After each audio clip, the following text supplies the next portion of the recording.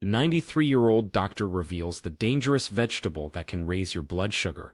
You wake up, have your coffee, rush through lunch, grab a snack in the afternoon, and you don't even realize that in the middle of these seemingly normal habits, there's an ingredient quietly sabotaging your health. It's not sweet, it doesn't come in a shiny package, and it's not always on the radar of people who try to eat healthy. But according to Dr. Tanaka, a doctor with over 70 years of clinical experience, this camouflage food could be the hidden link between constant fatigue, weight gain, and insulin resistance. In this episode, you're going to discover why blood sugar can rise even without eating sugar directly, with the most common unnoticed mistakes are and what your body is trying to tell you long before any test results show abnormalities. But most importantly, we're going to expose a villain disguised as a good guy. A vegetable present in the daily lives of millions of people that may be speeding up your body's aging. So if you feel like your energy isn't what it used to be, your sleep doesn't feel as restorative anymore, or your weight has become harder to manage, the episode might be a turning point in how you see health. So welcome to another episode of Heal Essence, where you'll discover the dangerous vegetable that raises blood sugar. And more than that, you'll get first-hand answers that are key to maintaining your health from one of the most respected doctors around. Today's episode begins with a provocative line. A 93-year-old doctor warns about a vegetable you probably eat every week, and that might be quietly sabotaging your health. That's right, sounds exaggerated, but it's not. His name is Dr. Tanaka, one of Japan's longest-serving and most respected geriatricians with nearly 7 decades of clinical practice. Throughout his career, he's followed thousands of patients and seen firsthand the devastating impact that high blood sugar cause, even before it turns into diabetes. Thank you very much for having me. I've been observing for years how so many people ignore the body's important signals. Many times, by the time diabetes is diagnosed, the disease is already advanced. But what worries me most are the foods that seem harmless, or even healthy, but, in reality, cause extremely dangerous blood sugar spikes. And that's exactly what we're going to uncover today. You're going to understand why keeping blood sugar under control isn't just a matter of aesthetics, nor only a problem for people who already have diabetes. The truth is, excess blood sugar can speed up aging, affect memory, harm the heart, and even drain your energy. And all of that can start with what you put on your plate at lunch. The most striking thing is that many people with elevated blood sugar don't feel anything at all. They keep eating normally, without realizing they're fueling a ticking time bomb. And this particular vegetable, we'll reveal at the end of the episode, is one of the biggest culprits, precisely because it's so common in the modern diet. So, get ready. Today we'll talk about eating habits, symptoms you may be ignoring, and simple changes that can transform your health. But first of all, the question everyone wants, is it really possible that such a common vegetable is sabotaging your health? Dr. Tanaka says yes, and you're going to understand why. I always say, preventive medicine begins in the kitchen. What you eat can be your greatest medicine or your worst poison, and when it comes to blood sugar, the danger is in the details. Foods labeled as natural, but that is glucose levels way too fast. And the curious thing is, some of these foods aren't even sweet, meaning you might be consuming sugar without realizing it. But don't worry, because throughout this episode, Dr. Tanaka will guide us through an enlightening journey. We'll talk about breads, drinks, sauces, fruits, and yes, that vegetable you'll probably want to cross off your shopping list. The good news is, with small changes, you can already start seeing improvements, more energy, less fatigue, better mood, all of that without medication, just with smarter choices. So let's dive in. This is the episode that might flip an important switch in your health. At the end, the revelation about the dangerous vegetable. But first, let's understand why controlling blood sugar is so vital, even if you don't have diabetes yet. Dr. Tanaka, when we talk about blood sugar, most people imagine that number that shows up in lab tests, right? But the truth is, a lot happens inside the body long before glucose crosses into the danger zone. What exactly happens when blood sugar starts rising? Great question. When you eat foods with a high glycemic index, your body releases insulin to try to balance the sugar in the blood. The problem starts when this happens frequently. Over time, the cells become resistant to insulin and sugar begins to build up in the bloodstream. That's the start of what we call insulin resistance, which often evolves into type 2 diabetes. And this can happen even in people who look healthy, right? I know thin, active people who are diagnosed with insulin resistance, so it's not just about weight. Exactly. Physical appearance can be misleading. I've seen many patients who weren't overweight, but still had high blood sugar. The scariest part is that in the early stages, symptoms are subtle or non-existent. People feel mild fatigue, a drop in energy in the middle of the afternoon, and think it's just ordinary tiredness. So the body starts giving signals long before the problem shows up clearly in tests, and we tend to ignore them. The problem is that excess sugar doesn't just affect the pancreas, it impacts the whole body, right? Yes, too much glucose damages blood vessels, harms vision, kidney function, and even the brain. There are studies showing that high glucose is linked to early cognitive decline. On top of that, this imbalance fuels chronic inflammation, which is at the root of many modern diseases. What impresses me is that this happens gradually, like a slow poison, and people only realize when more serious symptoms appear. That's why it's so important to understand the early signs and the habits that contribute to it. You said it perfectly. Prevention is possible, and simpler than it seems. If blood sugar rises repeatedly, day after day, for years, the damage piles up. But with small daily changes, it's possible to avoid that path. The first step is recognizing the risk, and it begins on the plate, and that's what we're going to start exploring right now. In the next chapters, we'll reveal the main habits that spike blood sugar, many of them committed daily by millions of people. If you want to protect your health, stay with us because the next part will surprise you. Let's start with the basics. Something that shows up in breakfast for much of the world and might be sabotaging your health without you realizing it. Dr. Tanaka, you mentioned in the last episode that the early symptoms of high blood sugar can be subtle, but there are some signals the body gives, right?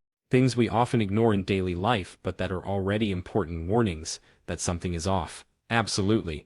The body is extremely intelligent, and it always tries to warn us when something's wrong. The problem is that many people don't connect these signals to high blood sugar. For example, constant fatigue, especially after meals, is one of the first symptoms. This happens because instead of glucose being used as energy, it's being mismanaged by the body, and people just assume they're tired or that they slept badly, but they don't link it to food. Another sign I've heard people mention often is excessive thirst. Is that directly connected to blood? Yes, when blood sugar is high, the body tries to flush out the excess through urine. As a result, the person urinates more often and naturally feels thirstier. It's a defense mechanism, but one that many people ignore. This cycle also leads to mild, persistent dehydration, which affects concentration, mood, and even skin health. Interesting. And there's also blurry vision, right? I'll admit, I never imagined that vision changes could be related to blood sugar. It's true. High glucose affects the pressure in the tiny vessels of the eyes, especially in the retina, that can cause blurry vision, even in young people. Many times, even before a diabetes diagnosis, patients already notice these visual changes. When that happens, it's time to sound the alarm. And all of this starts to add up, right? Fatigue, thirst, blurry vision. It seems like a sequence of signals the body sends, but that end up being treated as isolated issues. Exactly. The big problem is when these signs are treated as normal, people get used to living tired, always carrying a glass of water, or getting new glasses every year, without realizing the cause might be their diet and lifestyle. That's why it's so important to look at the whole picture, and even more to understand that these signs are not harmless. They show that the body is fighting to maintain balance, correct, and the sooner we recognize these signs, the easier it is to reverse the situation. The good news is, the body also responds quickly when we make the right changes. You just need to give it the right signals. So how about we start looking at the habits that interfere with that balance? From the next chapter, we'll break down the most common and dangerous behaviors for anyone who wants to keep blood sugar under control. Dr. Tanaka, when we talk about foods that raise blood sugar, white bread is often one of the most cited villains, and at the same time it's one of the most consumed foods worldwide, especially a breakfast. What makes white bread such a problem? That's an excellent question. White bread is made from highly refined flour, which means it has virtually no fiber. Without fiber to slow down digestion, the starch in it turns into glucose very quickly. In other words, within just a few minutes of eating it, blood sugar spikes. And this happens even though bread doesn't taste sweet. It's interesting how many people still associate glucose only with sweet foods. But white bread is a clear example that taste doesn't always reveal the metabolic impact, and since it's eaten first thing in the morning, that glucose spike can start the day, throwing off metabolism, right? Exactly. The bigger issue isn't eating bread once in a while, it's the daily and excessive consumption. Many patients tell me they eat white bread for breakfast, in the afternoon, snack, and even in quick dinners. With that pattern, the body spends the entire day trying to manage glucose spikes. And there's another point, usually that bread comes with butter, jam, or even cream cheese. All of that adds even more calories and sometimes hidden sugar. It's a pretty common combo, but one that can be harmful. No. And beyond the impact on blood sugar, this type of food doesn't keep you full. Within a few hours, you're hungry again, which leads to more snacking, more glucose spikes, and more insulin release. It's a cycle that's hard to break when you don't understand what's behind it. Now the good news is that there are alternatives, right? The idea here isn't to demonize bread, but to offer more balanced options for those who don't want to give up the habit. Of course, a good example is whole wheat bread, especially those that contain whole grains. It has much more fiber, which slows digestion and prevents glucose spikes. Also, naturally fermented breads, like slow fermentation sourdough, have a lower glycemic impact. So the key is making more conscious choices. Swapping white bread for whole versions richer and fiber can be a powerful first step toward blood sugar control. Absolutely. And when that swap is combined with proteins or healthy fats like eggs, avocado, or seeds, the glycemic impact of the meal goes down even more. It's a simple change, but one that can have very positive effects in the long run. Tanaka, if there's one common and dangerous habit, it's the consumption of sodas and sweetened drinks. In many countries, these beverages are present at every meal, lunch, dinner, snacks. But what exactly happens in the body when we drink a glass of soda? The impact is immediate. A single glass of soda can contain between 8 and 12 teaspoons of sugar. That means that within minutes, blood sugar shoots up. The body then releases a large amount of insulin to try to balance that spike. Over time, this repeated process leads to insulin resistance, abdominal fat gain, and a higher risk of heart disease. And there's something even more concerning. Those liquid calories don't create satiety. People consume a huge amount of sugar without feeling full, which means they keep eating as usual. In other words, it's disguised extra calories. Exactly. And beyond sugar, many sodas and sweetened drinks contain chemical additives, coloring agents, and even caffeine. That combination affects sleep, mood, and worsens insulin sensitivity. Another key point, even so-called natural versions like packaged juices can have as much or even more sugar than traditional sodas, and some people think they're making a good choice when they grab box juice or Bottle teas. without realizing these drinks are also full of hidden sugars. The label may say no added sugar, but concentrated for juice already has excess fructose. Exactly. Fructose, when isolated and consumed in large amounts, is converted into fat in the liver. That contributes to fatty liver disease and visceral fat buildup. On top of that, studies show that frequent consumption of these sweetened drinks is linked to increased systemic inflammation in the body. And what would be a viable alternative for someone who's used to having soda with meals? Is there something healthier that could replace it without causing that blood sugar impact? Yes. And the solution is simple. Water with lemon, sparkling water with cucumber slices and mint, or even unsweetened natural teas. These options hydrate, have flavor, and don't cause glucose spikes. Over time, your taste buds are adapt, and you even feel more energetic. I actually replaced sodas with lemon water and ice, and it was a freeing change. The feeling of lightness after meals is completely different. No doubt, small swaps like that have a massive impact. Metabolic health improves, energy rises, and over time, lab results reflect the change. Dr. Tanaka, now let's talk about a nearly sacred habit in many households. Dessert after dinner. A piece of chocolate, a slice of cake, a little sweet treat. It seems harmless. almost like a ritual of pleasure. But what happens in the body when we eat sugar at night, especially before going to sleep? This is a critical point. Our metabolism naturally slows down at night. The body is preparing for rest, for cellular regeneration, and for nervous system recovery. When you eat sugar at this time, it's not used as energy, it ends up being stored as fat. On top of that, insulin levels stay elevated longer, making blood sugar control harder, so even a small amount of sugar at night can have a much more negative effect than if it were eaten, say, in the morning or mid-afternoon. It's like the body gets overloaded just when it needed to slow down. Exactly, and there's more sugar consumed at night can directly interfere with sleep quality. It stimulates the central nervous system, alters melatonin levels, and causes micro-awakenings throughout the night. The result is shallower, less restorative sleep, and the next day more fatigue and more craving for more sugar. It's a vicious cycle, and that's without even mentioning the impact on the liver and pancreas, which keep working hard when they should be resting. Many people think they're relaxing with a sweet treat after dinner, but in reality, they're interfering with the body's regenerative process. You're absolutely right. That's why I recommend avoiding sugary desserts after dinner. If the craving is too strong, there are better alternatives, low glycemic fruits, like strawberries, blueberries, or green apples. They provide fiber, antioxidants, and don't cause the same glucose spike, and they bring a natural sweetness, right? Once your palate adapts, a handful of fresh fruit can be much more satisfying than a processed dessert, no doubt. It's also a good idea to include a small source of healthy fat with the fruit, like walnuts or almonds. That helps control the glycemic impact even more and provides longer-lasting satiety. Excellent tip. So here's the warning.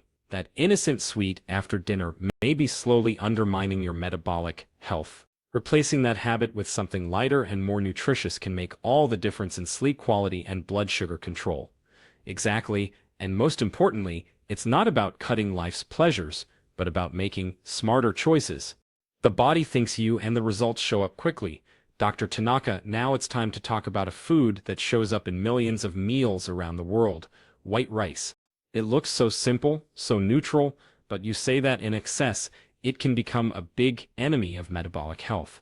Why is that? Because even though it's not sweet, white rice is made almost entirely of starch, which the body quickly converts into glucose. In other words, once suggested, it causes a fast, sharp rise in blood sugar. That makes it a high glycemic food, especially when eaten in large amounts and without fiber or protein on the side. And this happens even with that basic plate of just rice and some accompaniment, because usually rice is the base of the meal and ends up being served in generous portions. Yes, and that's where the danger lies. When white rice is eaten alone or with foods that are also high in simple carbs, like potatoes or pasta, the glycemic effect multiplies. The body has to deal with a flood of glucose all at once that demands a lot of insulin, and over time, this constant demand wears out. And there's another important detail. White rice has very few nutrients and almost no fiber, meaning not only does it cause glucose spikes, but also doesn't nourish the body effectively. Exactly. White rice is a classic example of empty calories. It may provide quick energy, but it doesn't keep you full for long, leading to early snacking and more carb intake. That's why it's so important to rethink this habit, especially for those with pre-diabetes, insulin resistance, or a family history of type 2 diabetes, and what would be good alternatives to replace or at least balance white rice on the plate. A great substitution is brown rice, which still contains the fiber and nutrients that white rice loses. An even stronger option is white, which besides being rich in protein has a low glycemic impact. For variety, barley, wild rice, and amaranth are also excellent allies for metabolic health. So the idea isn't to eliminate rice forever, but to make more conscious choices and reduce the excess. Maybe serve small portions, pair it with veggies, fiber, proteins. Exactly. The way rice is eaten makes all the difference. When it's part of a balanced plate with vegetables and proteins, the glycemic impact is much lower. The key is to think about the whole meal, not just the ingredient by itself. Perfect. Small changes that together transform metabolism. And in the next chapter, we'll continue our journey with another very common food, one that can also sabotage your health if consumed in excess. Dr. Tanaka, Now let's talk about potatoes, one of the most consumed foods worldwide. They're in soups, salads, roasts, fries. They're almost a universal ingredient, but you warn that eating too many potatoes can be a serious problem for blood sugar control. Why? Because even though it's a natural food, potatoes have a very high glycemic index. That means they turn into glucose extremely quickly after being eaten. The body reacts by releasing a large amount of insulin. When this happens often, day after day, the risk of developing insulin resistance and type 2 diabetes rises significantly. So once again, we have a food that looks innocent. After all, it's a tuber. It comes from a ground. It's not processed, but can act like hidden sugar in the body. Exactly. What determines a food's impact on metabolism isn't just its origin, but how it affects blood sugar, and potatoes, when boiled or baked, already have a high glycemic index. When fried, like chips or French fries, the effect is even worse because it combines a glucose spike with oxidized fat. And there's another interesting detail. A lot of people eat potatoes instead of rice or bread, thinking they're making a more natural choice. But in reality, the blood sugar impact can be the same or even worse. That's right. Which is why the recommendation is to moderate potato consumption and look for alternatives with more fiber and lower glycemic load. One of the best substitutes is sweet potato, which releases glucose more slowly and also provides antioxidants and important vitamins. I've also heard parsnips and pumpkin are good options. Are they better than regular potatoes? Yes, both have lower glycemic indexes and a more favorable nutritional profile. Pumpkin, for example, is rich in beta-carotene and has anti-inflammatory action. Plus, they go well in a variety of dishes and help diversify meals without sacrificing flavor. So the secret is smart choices and moderation. Eating potatoes once in a while in small portions and paired with fiber and proteins isn't the problem. The danger is an excess in frequency, like in fast food or carb-heavy meals. Perfect. Prevention is all about balance. Potatoes can be on the plate, yes, but with awareness, moderation, and always within a healthier food context. Dr. Tanaka, now let's talk about a habit that goes unnoticed by many: using packaged sauces. Ketchup, barbecue, honey mustard, salad dressings, they seem like just a detail on the plate, but you say these extras can be hidden sugar bombs. Is that true? Exactly. Most people have no idea how much sugar is in industrialized sauces. A single packet of ketchup can contain up to 2 teaspoons of sugar. And since they're eaten daily on burgers, meats, salads, snacks, the effect builds up. They raise blood sugar levels without people even realizing it. And the problem gets worse because no one keeps track of this in daily life. Meaning it doesn't seem like you're eating sweets, but in practice, the body treats it that way. That makes these sauces even more deceptive, right? Correct? And the worst part, many of these products contain high fructose corn syrup, an ingredient that's highly inflammatory and even more harmful to metabolism. They also have excess sodium, artificial coloring, and preservatives. Not a healthy combo for anyone trying to keep blood sugar balanced. And there's another curious point. A lot of people use these sauces to improve a healthy meal. For example, a light salad ends up covered with bottled dressing full of sugar, or bad oils and additives. Meaning what was good turns into a problem. That's one of the most common mistakes. The sauce can turn a healthy meal into something highly glycemic. And the problem is, they trick the palate, stimulate more hunger, and increase cravings for other sweet or salty foods. It's a well-disguised trap. And in this case, what's the solution? Quit all sauces altogether? Or are there healthier ways to keep flavor in meals? Fortunately, yes. The best alternative is to make simple homemade dressings. A classic example: extra virgin olive oil, lemon juice, apple cider vinegar, and sugar-free. That dressing, besides being tasty, has anti-inflammatory effects and doesn't cause glucose spikes. You can also use plain yogurt with herbs, or even mashed avocado with spices, so flavor can still be there, but with ingredients that nourish the body instead of sabotaging it. It just takes a little planning and creativity, right? Exactly. Once people notice how much better they feel when avoiding ultra-processed products, they naturally start making smarter choices. And the good news is, the palate adapts, and even thanks you, Dr. Tanaka. A lot of people who try to cut down on sugar end up switching to sugar-free products, sodas, candies, Desserts, sweeteners, the food industry pushes the idea that if it's sugar-free, then it must be safe. But you often warn that this type of product can be just as dangerous or even worse. What's behind this supposed solution? This is a very important issue. Products labeled as sugar-free often contain powerful artificial sweeteners, like aspartame, sucrose, and acetyl K. While they don't raise blood glucose in the same way traditional sugar does, they trick the brain and interfere with insulin response. In other words, even without sugar, the body reacts as if it's consuming something sweet and releases insulin, so the body responds to the sweet taste, not just to the actual presence of glucose. It's like the metabolic system is fooled, but still gets activated. Exactly. And there are studies showing that frequent consumption of artificial sweeteners can alter the gut microbiome, affect appetite, and increase cravings for carbs. That creates a cycle of food compulsion. And the most concerning part, these substances are much sweeter than natural sugar, which conditions the palate to prefer excessively sweet foods. So what was supposed to be a solution ends up becoming part of the problem. People think they're making a healthy choice, but they're still fueling their sweet cravings and overloading the system. Yes, and it also creates a false sense of security. People think, this soda is sugar-free so I can drink as much as I want, and then they end up consuming more than they would if it were the regular version. It's a classic example of how marketing can mislead even people with good intentions, and then we have natural sweeteners like stevia and erythritol. Are those better, or do they still require moderation? They are better alternatives, especially since they don't cause the same side effects as artificial sweeteners. Pure stevia and erythritol don't raise blood sugar and have a lower impact on the gut. But even so, the best approach is moderation. The goal isn't to swap sugar for another sweet taste, but to reduce the palate's dependence on sweetness.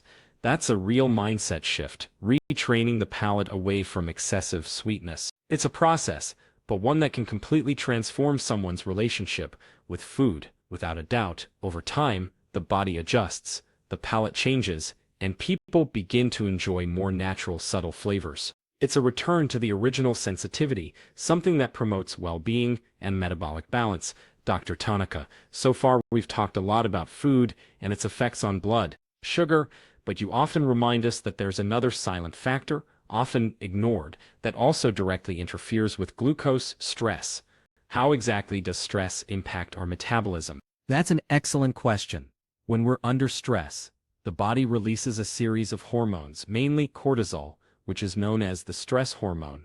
The problem is that cortisol stimulates the liver to release glucose into the bloodstream as part of a survival response. It's as if the body is preparing to flee or fight. So even if someone doesn't eat anything, their blood sugar can rise just because they're anxious, worried, or emotionally overwhelmed. Exactly, and this mechanism worked well in ancient times when stress was physical and short-lived. But today we live in a constant state of alert traffic, deadlines, social media, financial worries that keeps cortisol levels high for long periods, leading to chronically elevated glucose. And what's interesting is that a lot of people try to compensate for stress with food, usually sweets. So it's a dangerous combo. Emotional stress, glucose release, and sugar consumption. Perfect. That creates a cycle we call emotional eating behavior. People eat to relieve tension, but that creates more glucose imbalance, which can affect mood and increase stress even more. It's a vicious circle that often goes unnoticed. Now let's look at the bright side. It's possible to break this cycle, right? You often recommend simple techniques to reduce stress, and with that, protect metabolic health. Can you share some with us? Of course, and the good news is, nothing complicated is required. Techniques like deep breathing, 5 minutes of meditation, walking outdoors, or listening to relaxing music already help reduce cortisol. On top of that, quality sleep, quiet moments, and contact with nature are excellent antidotes to stress. Simple but powerful actions. We underestimate the positive impact of pausing for a few minutes, taking a deep breath and reconnecting with the present. That can change the day, and as we're seeing here, also blood sugar. No doubt, when you take care of your mind, the body responds. And managing stress is just as important as managing diet. The two go hand in the process of prevention and longevity. Dr. Tanaka, up to now we've talked a lot about what we eat and what we feel. But now I want to get into the subject of movement. You're a strong advocate of light walks after meals, and you've even mentioned that this is one of the simplest and most effective habits for controlling glucose. Why is this practice so powerful? Because it works directly at the moment the body most needs help processing glucose. After eating, especially carb-rich meals, blood sugar naturally rises, and that's exactly when a light walk can make all the difference. The simple act of walking helps muscles absorb glucose more efficiently without relying solely on insulin. So we're talking about a natural, free, and accessible tool that works almost like medicine against blood sugar spikes, and the most amazing part, in just 15 minutes. Exactly. There are very interesting studies showing that 10 to 15-minute walks after main meals significantly reduce glucose spikes. This happens because by moving large muscle groups like the legs, the body uses some of the circulating glucose to generate immediate energy. That relieves pressure on the pancreas and improves insulin sensitivity, and it doesn't have to be intense, right? It's not about running, sweating, or exhausting yourself. It's just walking lightly with regularity. Perfect. A relaxed walk at a comfortable pace is enough. The important thing is consistency in the timing. Walking right after meals is much more effective than walking hours later, because post-meal is when sugar is at its peak. And beyond the metabolic benefits, there's also a mental effect, right? Because that pause to walk helps you slow down, improves digestion, and even supports better sleep at night. No doubt, walking after meals helps activate the parasympathetic nervous system, which promotes relaxation and balance. It's a habit that combines physical and mental benefits. And the most interesting part, even older people, those overweight or beginners, can adopt it without contraindications. So here's the practical tip. Finished lunch or dinner, instead of crashing on the couch, get up, take a walk, look at the sky, breathe deeply. That can completely change your glucose levels and your health. That's exactly it. Walking after meals is one of the simplest and most transformative habits out there, and the best part, it doesn't require time, money, or a gym, just willingness. Dr. Tanaka, we just talked about the power of light walks after meals. But you also strongly advocate strength training, even for older people. Why is working the muscles so important for glucose control? Because muscle is one of the greatest allies in metabolic balance. The more can store safely and efficiently, that means blood sugar doesn't stay floating in the bloodstream. It gets absorbed by the muscles and used as energy. In other words, muscle acts like a sponge for glucose. That completely changes the perception of strength training. Many still associate lifting weights with aesthetics or youth, but here we're talking about metabolic health, longevity, and disease prevention. Exactly. I often say that as we age, maintaining or building muscle mass becomes a therapeutic strategy. It's not about having a muscular body, but about having a functional, strong, and metabolically active body. And the most interesting part, even sedentary people, once they start training, already show improved blood sugar control within weeks. And what would be the ideal frequency for beginners? Do they need to go to the gym every day, or is there an accessible way to include this type of activity in routine life without big obstacles? Yes, and it doesn't take much. 2 to 3 times a week of strength exercises is enough to bring significant benefits. It could be at the gym with weights. It could home with body weight exercises like squats, wall push-ups, lifting, bottles of water. The key is to create resistance for the muscles to work. And this applies at any age, right? You yourself are a great example of vitality. At 93, you still train regularly. That shows it's never too late to start. Never. In fact, for the elderly, gaining strength is even more important.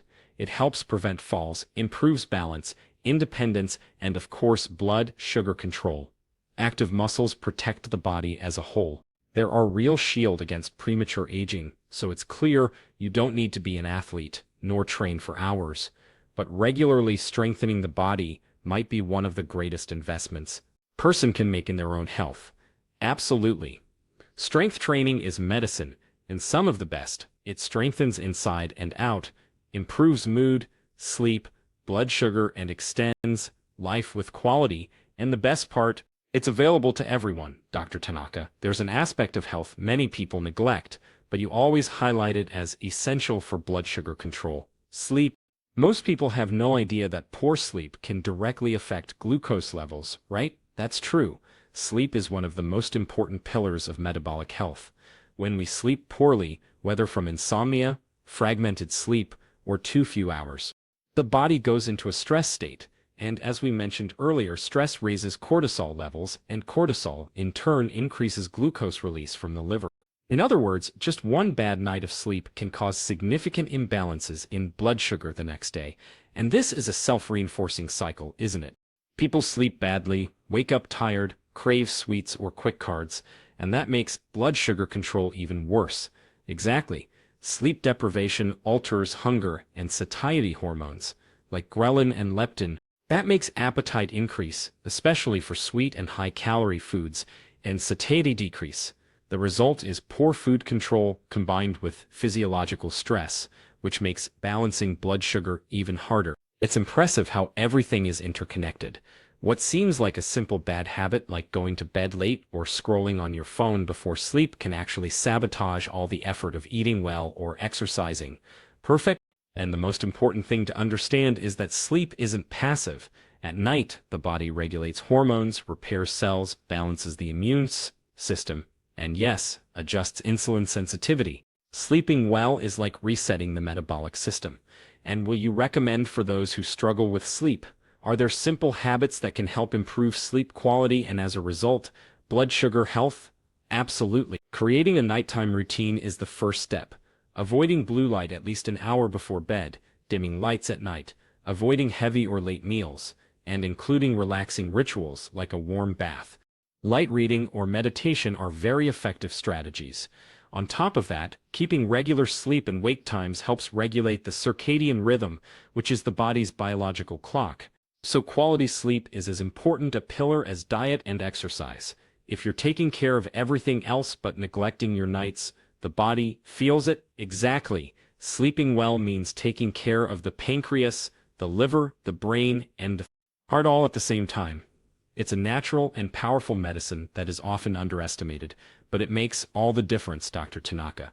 Now let's get into a topic that causes a lot of confusion: fruits. Many people, when they find out their blood sugar is high, cut out all fruits out of fear of their natural sugar. But you always say not all fruits are villains. What's the real role of fruits when it comes to blood sugar health? This is really a topic full of myths. It's true that fruits contain fructose, a type of natural sugar, but they also contain fiber, antioxidants, vitamins, and water. The problem lies in how much you consume. When fruit is eaten in moderation and in its natural form, with pulp and peel, Whenever possible, it can be a great ally, not an enemy. so the bigger danger is in excess or in processed fruit products like bottled juices, store-bought smoothies, and even dried fruits in large amounts. Right? Exactly. Juice, for example, removes the fiber and concentrates the sugars. A glass of orange juice can contain the equivalent of 3 or 4 oranges, and that creates a glucose spike as big as a soda. On the other hand, eating a green apple with skin or a handful of fresh strawberries is totally different. The fiber slows down fruit consumption and prevents glucose spikes. So instead of cutting out fruits, the ideal is to make smarter choices. Can you give some examples of fruits that are friendly to controlled sugar? Absolutely. Strawberries, for example, have a low glycemic index, few calories, and lots of antioxidants. Green apples are rich in fiber and excellent for gut health. Avocado, though not sweet, is a fruit rich in good fats that help stabilize glucose and promote satiety. Other good options are blackberries, kiwi, and pears. And it's worth remembering that combinations make a difference too.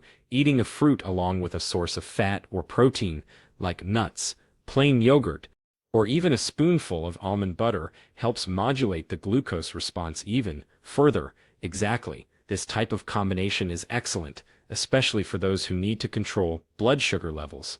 Plus, fruits provide bioactive compounds that fight inflammation, protect the heart, and strengthen the cutting out fruits completely is losing all those benefits. So the key is in eliminating fruits, but knowing how to choose, combine, and consume them consciously. It's possible to keep the pleasure of eating well and at the same time care for health. Of course, a balanced diet doesn't need to be restrictive, but rather strategic, and when fruits are chosen wisely, they become part of the solution, not the problem. Dr. Tanaka, now I want to talk about one of the most underestimated elements of modern diets: fiber. Many people think of fiber only as something to regulate the intestines, but you say it plays a crucial role in controlling blood sugar. Can you explain why? Absolutely. Fiber acts like a natural shield that slows down glucose absorption in the intestines. When you eat a food with fiber, it's digested more slowly, which means glucose enters the blood gradually without spikes. That gives the body time to release insulin more efficiently, avoiding the highs and lows of blood sugar. So fiber works like a kind of metabolic brake. It slows down the impact of carbs on the body, and that's especially important for anyone trying to keep blood sugar stable. Exactly. On top of that, fiber feeds the good bacteria in the gut, strengthening the microbiome, and a healthy microbiome is directly linked to better insulin sensitivity, less inflammation, and lower risk of metabolic disease. So fiber works on multiple levels. And where can we find fiber? What are the champion foods in this regard? There are many, but three I really like to recommend are oats, chia, and flax seed. Oats contain a type of fiber called beta-glucan, which is especially effective for blood sugar control. Chia and flaxseed are rich in soluble fiber and good fats, and they also help with satiety. Just 1 tablespoon a day is enough to start seeing results. And these fibers can be easily added breakfast snacks, even smoothies. A spoonful of flax seeding yogurt, some chia in water with lemon, simple, effective strategies. Exactly. And besides those, I also recommend leafy vegetables, raw legumes, fruits with skin, and whole grains. The important thing is variety to ensure all types of fiber, both soluble and insoluble, and there's another benefit, right? Fiber increases when we eat fiber-rich foods. It takes longer to feel hungry, again, which naturally helps with weight control and cravings for sweets. Without a doubt, they help keep the body nourished and satisfied longer. And in the long run, that reduces the risk of obesity, improves cholesterol, and protects the heart. Fiber is, without exaggeration, a silent weapon against premature aging. So here's the tip for anyone who wants to start today. Include fiber in your routine. It's simple, affordable, and transformative, Dr. Tanaka. So far, we've talked about white bread, sodas, sweets, rice, potatoes, store-bought sauces, poor sleep, stress. All of these clearly contribute to high blood sugar. But you've been pointing to something even more curious, a specific vegetable, seemingly harmless, that can be even more dangerous for those with elevated glucose. Is that right? Yes. And this is one of the most surprising discoveries for many people. There's a vegetable, very common in the diets of many countries, that has a higher glycemic index than a lot of processed foods. And the worst part, it's often associated with the idea of being healthy, which makes it even more deceptive for those who need to take care of metabolic health. And what's most striking is that this vegetable is widely consumed in salads, hot dishes, snacks. It shows up in both homemade recipes and processed versions. It's a food no one suspects might be silently sabotaging the body. Exactly. And the danger lies in how it's consumed. Many times it's combined with sugar, turned into flours, popcorn, syrups, and print that multiplies its impact on blood sugar. The body reacts as if it had just received a concentrated dose of sugar, and response is an insulin storm. Now, just so everyone's paying attention, this vegetable has a high glycemic index, fast absorption, constant presence in the food industry, and undeservedly healthy reputation. We're talking about a real Trojan horse of modern nutrition. Yes, and it's worth remembering, we're not talking about an absolute poison. The problem isn't eating this vegetable occasionally in its most natural form. The problem lies in the frequency, the quantity, and especially the industrialized way it shows up. So before the final reveal, let's recap. We saw how high blood sugar can begin silently, often without clear symptoms. We talked about the main habits that favor this imbalance. And now we've arrived at a critical point. There's a vegetable widely present in meals worldwide that may be the missing link in this equation. And that's why this alert is so important. Many people do everything to improve their diet, but keep eating this vegetable daily, without knowing it's directly linked to glucose spikes, insulin resistance, and belly fat gain. So hold on tight, because in the next chapter we'll reveal in full detail what this vegetable is, why it's so dangerous, and how to replace it intelligently. This could be one of the most important pieces of information in the entire episode. I can assure you, this revelation has the potential to change the way you look at your plate and let your health as a whole, Dr. Tanaka. It's time for the most anticipated moment of this episode. You warned us about a common vegetable present in meals worldwide that may be silently sabotaging the health of those with high glucose. What vegetable should we avoid at all costs, especially in its industrialized form? It's corn, and here I want to be clear.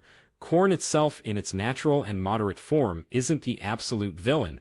The problem is how it's consumed today. Canned corn, sweet corn, ultra-processed cornmeal, high-fructose corn syrup, caramel popcorn, breakfast cereals, these industrial versions are highly glycemic, quickly absorbed, and extremely common in modern diets. It's impressive how corn, which seems so harmless, can have such a strong impact on blood sugar, and a lot of people eat it without a second thought, in snacks, cereals, and even sodas because of corn syrup. Exactly. High fructose corn syrup is one of the worst derivatives. It's found in products like sodas, cookies, store-bought sauces, ice cream, and cereal bars. This type of sugar, when consumed in excess, overloads the liver, promotes insulin resistance and visceral fat buildup. It's one of the hidden causes of the global rise in prediabetes. And even in more homemade versions like microwave popcorn with sweet toppings or corn-added salads, the glycemic load can be surprisingly high, and all this without the person realizing they're ingesting something with a similar to industrial sweets. That's the biggest issue. The perception that corn is always healthy. When eaten excessively, especially outside of its natural form, it stops being food and becomes a vector of metabolic imbalance. And since it's cheap, versatile, and heavily used by the food industry, corn is in almost everything disguised as natural. So the warning is clear: anyone trying to control blood sugar needs to watch out for corn in their diet, especially in ultra-processed versions. And the good news is, there are much more balanced substitutes. Yes, instead of corn cereals for breakfast, choose oats. Instead of sweet popcorn, go for nuts or low-glycemic fruits.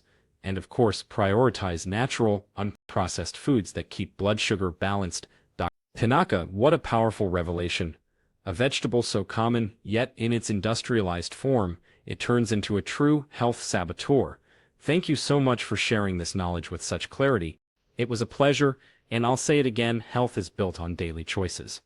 Understanding foods and their effects on the body is the first step toward aging, with vitality, energy, and awareness. And if you want to keep receiving the best videos for your health, subscribe to the channel because it exists for just one reason: to make you a healthier person with more quality of life. Helping you is my mission. In the video now on your screen, I reveal the terrible signs your body gives when your blood sugar is high. Click and check it out.